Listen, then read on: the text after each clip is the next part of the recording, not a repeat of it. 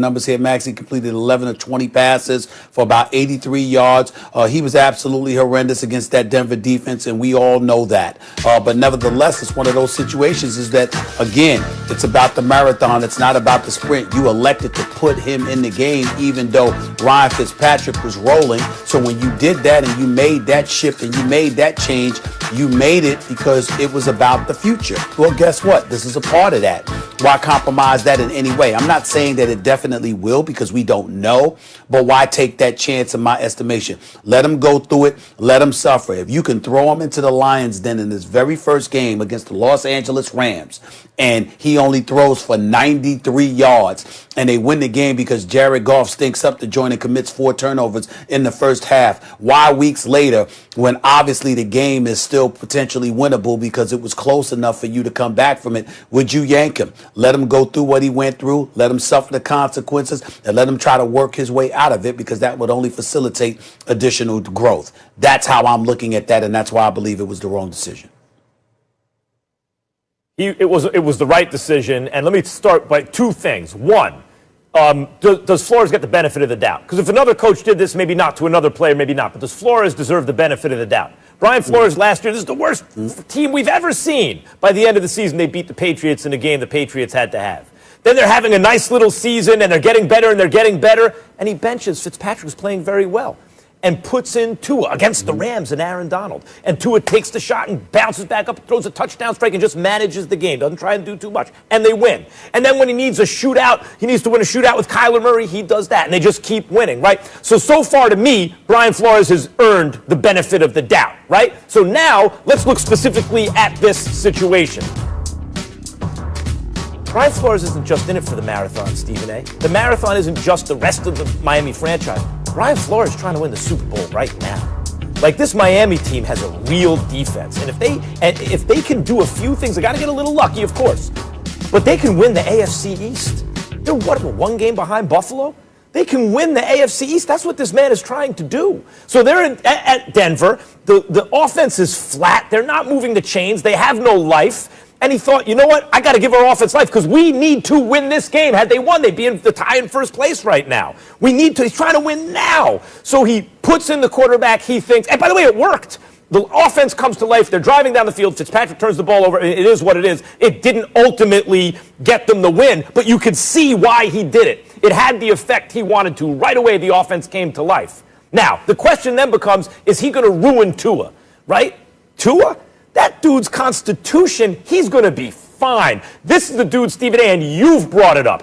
At Alabama, he screws up, walks over to Nick Saban, a living legend, puts his arm around the coach to tell the coach everything's going to be all right. Tua is going to be just fine. I'm not worried about his confidence. Brian Flores is not only thinking long-term for this franchise, he is trying to win now. He's pressing the buttons he feels he needs to press, and he has earned the benefit of the doubt. They got 2 games coming up, Max Kellerman. It's against the New York Jets and it's against the Cincinnati Bengals without Joe Burrow. They don't win those games. They don't deserve to be talked about as a playoff team, let alone a championship team. That's number 1. Number 2, taking that into consideration, let's understand something here.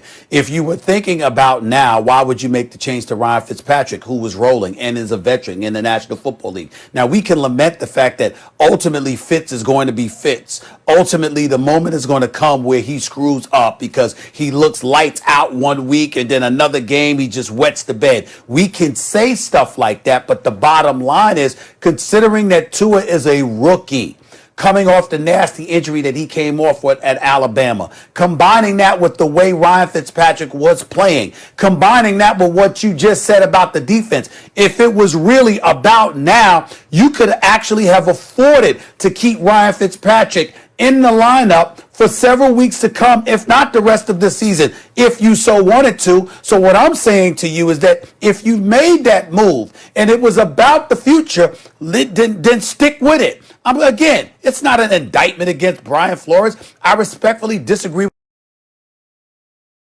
with this one decision. He's obviously a fabulous coach with a great resume, and I think he's doing a hell of a job. He's the coach of the year as far as I'm concerned right now. But it doesn't negate the fact that with Tua, let him go through it. He still could have come back and won. They only lost by 7 to Denver. He could have come back and won that particular game, regardless of how awful he played. The reason Brian Flores is probably the coach of the year, I'm with you there, is because he's doing a masterful job. It's not either or, now or future. He's doing a masterful job of balancing everything. He did pick a curious time on the surface to make the switch to Tua from Fitzpatrick. But I've said it before, Ryan Fitzpatrick is just good enough to be dangerous to your franchise. Because he can look lights out, Fitz magic, all this kind of stuff. But in the end, you ain't going to win a Super Bowl with Ryan Fitzpatrick. Right? So when he started seeing, I think Coach saw, wait, we're actually really good.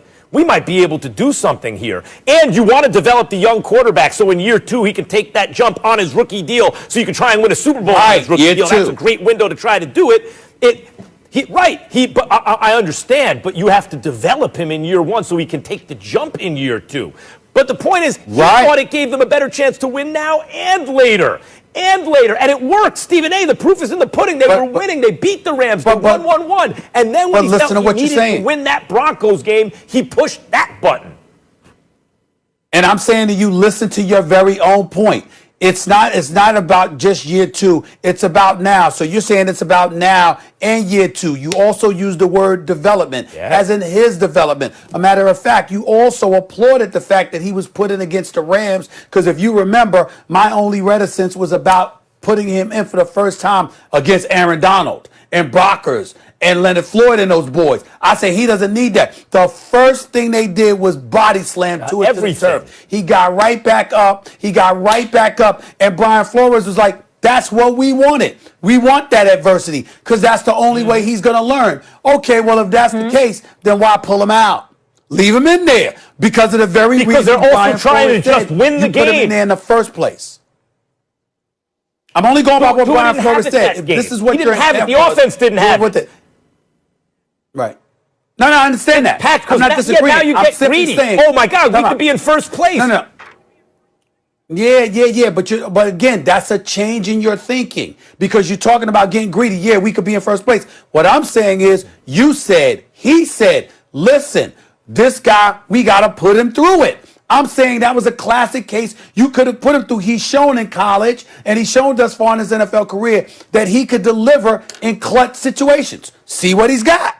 All right. That's all I'm saying. Listen, he took 6 sacks by the Broncos. They saw what happened to Joe Burrow. Maybe they got nervous. They don't want their guy to get hurt. We will leave it there. It has been a tough year for so many people. Clay is no different. So no Clay Thompson again for the Warriors. Can Steph